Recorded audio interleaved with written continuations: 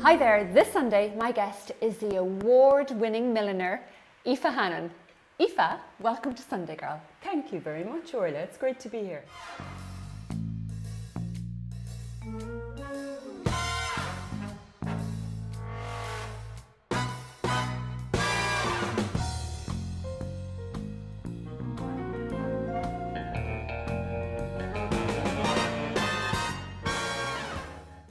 Well, today what we're going to do is we're going to share tips with people at home on how best to wear a hat, because I think over the years people often say to me, oh, I love hats, I love them on other people, but sometimes I think they don't suit me. But hats suit everyone. There are shapes to suit everyone. So I suppose if I had €1 for everyone who comes in the door saying hats don't suit me, and particularly mothers of the bride, and they mightn't have been used to wearing a hat, they're coming for the first time, and obviously they want to look fantastic for their daughter's wedding, and so they'd say, oh, hats don't suit me, and I'd say no, hats do suit you, but what you've been sometimes trying in department stores, the shapes aren't flattering. So I suppose that is why somebody comes to a milliner. It's made to suit you. Everybody is going to want to wear hats after this, because hats are a facelift without surgery. And much cheaper, by the way. And Aoife's going to actually now show us some headpieces she's brought along with her to actually demonstrate that to us, our pain-free facelift. Pain-free facelift. So I suppose the first one I'm going for, and funnily enough now, so we're working with what I had at home. It's just after Listowel races, and I've literally just sent a box of hats to England, so I had very little stuff. So we're going to say that from the outset. So what I'm taking out is black. I would not recommend people to wear black too much on their heads, but I've got 2 black pieces here anyway today.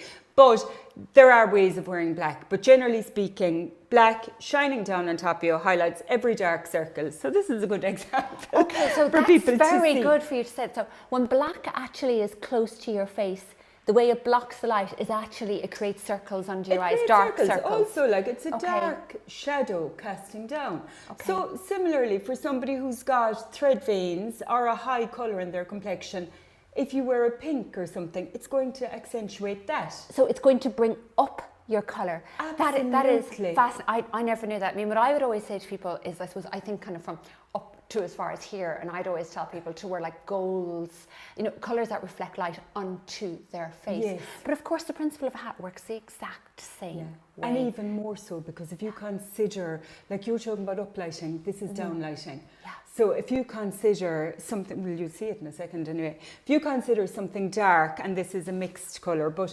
something dark up here, it's like it's lighting, like where are the dark circles? They're here. Like you don't have, the dark lines are here down the side of your nose. You generally don't have dark lines here. So Correct. like when you're lighting upwards, you're not. So like the minute I put this on, you can see like it puts a shadow on the face. Now I put this on me the more flattering way for me. So this suits me better. If I had a very roundy face, or a very full face, like something like that might be more flattering. Or if you're extremely tall and taller than the people you're with, that angle. Oh, you don't want it to be kind of towering above them, so it isn't giving you kind of a false height. Well, most people don't want to be taller than everyone else in the group. Only everybody wants to look longer and leaner, but they don't want to be the tall one in the company, generally speaking. So like for somebody as well with a rounder face or a broader face, if you bring it down to the side and add something full under here, so if I added flowers or something under here and you see that shape. But to me, like for a wedding or something, that's extremely annoying because you've got to turn full circle to talk to the people here, Of course. Right? Yeah. So if you're in the church and you're trying to talk to somebody beside you, you're turning all the time. But like say that angle on that shape, and that will suit most people, to be perfectly honest. Yeah. But like I say, it's just the colour. It's super versatile because you can wear it almost 3 different ways. What's that style called of hat? Saucer. A saucer. A saucer. So technically this is a hat because it's blocked on a block, but you would put it on a hairband. Now I don't have it on the hairband because I just want to show the different Okay, and what we're going to do when we finish looking at the shapes, we'll actually talk about the difference between a hat and a fascinator. Oh yeah. And a hairband. And a hairband. And then everything. So then we have this one. So the pink, for me, you're going to see. So this will light up the face, Lovely. right? But instantly, It instantly lights up your face. Pulls up your cheek colour. That's exactly. And so what I do all the time is, so people do this with highlighter, especially all the young ones and the makeup artists who are fantastic, do all of this with contouring and that. So the C curve thing. So like again, that's just that shape. So it's drawing the eye up along. So again there, that's like, it's not really beyond your shoulder, very easy to wear. This is on an elastic, very secure. There's nothing over your face. And light to wear as well, which I think is really important. Light, People love that. And this particular one is felt, and it was just, this one was just inspired just by the colours of the fuchsia really at the moment. Hilarious. So I wore this to a wedding myself during the summer, which is why it's still floating around the place. Okay. I would be saying to people with blonde hair, oh yeah, don't be wearing yellow and don't be wearing gold on your head. But anyway, as it turns out, the outfit I was wearing, and I needed to find a jacket from my wardrobe last minute because our weather early summer wasn't that great. So that... Oh, it's beautiful on you, Aoife. But you see, what I did was darkened these. So they're the darker gold. So it's not creams and yellows on top of my hair. So there's a bit of distinction. Put the gold veiling across the band just to break up the yellow. But you see here again, these little leaves are doing the same with the cheekbone, right? So they're just lifting the cheekbone. The gold is closer to the face, the yellow. So the thing is, it's, I suppose, something I would look at somebody's eye colour and bring up their eye colour. And it's not even necessarily bringing up the colour of your eyes. Like it can be somebody with brown eyes that, you know, something like a teal or a turquoise is just spectacular. It really makes their eyes pop. So it's about making your eyes sparkle and lifting your cheekbones. Wow, it's the real science behind it. Once you're over a certain age. What age would that be now? So that then. Behind you. What this is a trilby, and so this one is made with fur felt. And this is what I would call, you could wear this to the races, or you could wear it today, this is kind of, any day. So I just said, look, we bring a proper hat. So again, right, so this is, people, you know, a lot of the time want a wide brim hat or want something. Yeah. So you're putting it down top of your head. You are going to have hat hair with these, so people tend to tilt these to the side, right?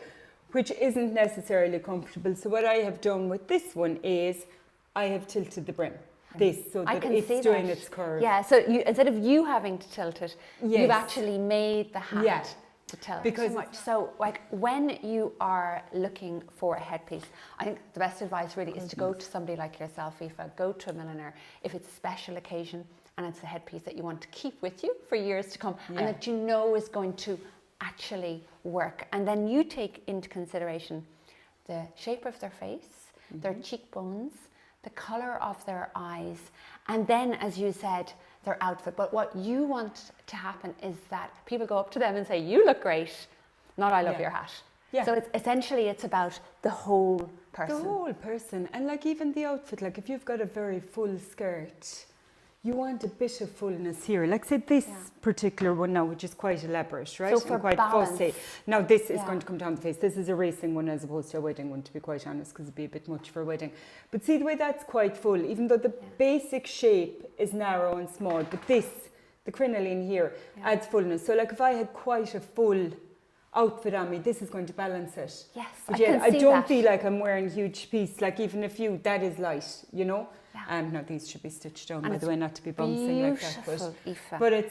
But like that is just a fascinator, 100%. That's not blocked on anything, right? Okay, when we go to our next segment, when we go over there, we're actually going to talk about the difference. Okay, sorry. Because we're going to do the Ascot conversation, who we're going to let into this room and who we're not. Gosh, this is beautiful. But again, colour. Like the minute, no matter who puts this particular shade on them, this suits. Like look at that. Like it's just the warmest tone. And again, you know, people are saying about matching outfits and whatever. Like I've just got cream on here, that works.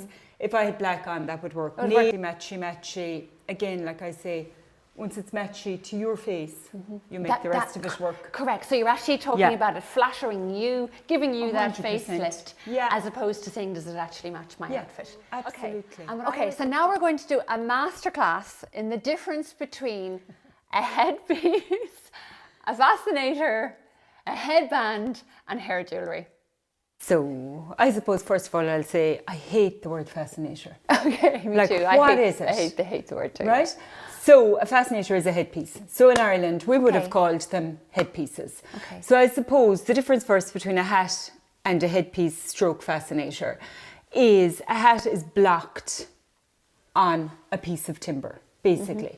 So you're pulling a material, whether it is cinema, which is, this stuff, which is generally a summer weight material, or felt, which is this, or you can do buckram, which is a foundation material that you then cover in fabric. Okay. So no matter what it is, if it's shaped over a block, a timber block, so all of these are shaped over a timber block.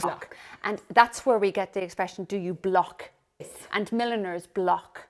Milliner's block. That's what milliner is blocking hats. Is effectively. blocking hats. Right? Okay. So this, which many people would call a fascinator, and it's perches on your head. So this is a percher, say technically, it's a cocktail hat. So people would call this a fascinator just because it's small. But it's not to do with size at all. Like this is a hat. Okay. It's blocked over a piece of timber, shaped. Okay, so fascinating. Fascinating. There's where fascinator comes from. What is a fascinator? So a fascinator, so this, which is bigger than what I've just put on me, Correct, it's technically, bigger, this yeah. is a fascinator. So do you remember a few years back, about 10 years ago, there was this whole hullabaloo over the difference at Ascot, that you could wear what was a headpiece, and they were trying to ban fascinators. They were trying to get rid of fascinators, but what they were really talking about was, you know, the little things you'd see on a comb, just a few Correct, feathers, the or a little bit of things that are stuck something in the side of you the buy head. in whatever, a little accessories shop. What they wanted was people to wear something substantial. So there were a few rules that year. The hemline couldn't be more than 4 inches above your knee. No spaghetti straps. Okay. But like I said, to most people who were panicking about it, it was just kind of, generally speaking, was ladylike dressing. Okay, you're just bringing the dress code, really. Yeah. Like 4 inches above your knee is quite a distance above your knee. You know, so like most people wouldn't be going to. about and an it was inch. only Royal Ascot. It's about an inch below your pelvis, like. So what they brought in was that your hat must have a base of 4 inches. A minimum of 4 inches in diameter. Okay. So even I if you understand. pass me that hairband for 2 seconds. This one here? So this is how we got. So this is a hairband, but this base is 4 inches. So this qualifies for Royal Ascot. So what I did, how we all got around it was everything went on basically a 4-inch base if somebody didn't want a wide brim hat or something. So like technically, so if you went to Royal Ascot and they stopped you with this hairband going in, you can take it off and say, this is a 4-inch base. Wow. Okay. Right? I never knew that. So yeah, so Are so good. Well- Now, why I want to finish this is, so you've learned an awful lot about Aoife and about what she does and her perfectionism and her creative soul. But if somebody out there wants Aoife Hannon to make them a headpiece for a special occasion, how do they contact you? telephone is the easiest. So there you have it. You just give her a buzz on the telephone and make sure to give yourself at least 4 to 6 weeks because she is a very busy lady. Aoife, thank you so much for sharing all of that information, those secrets, those tips. I can feel my face lifting already in anticipation. And thank you for being our guest on Sunday Girl. And both of us wish you Thank you, Orla. a wonderful week. Have a good week.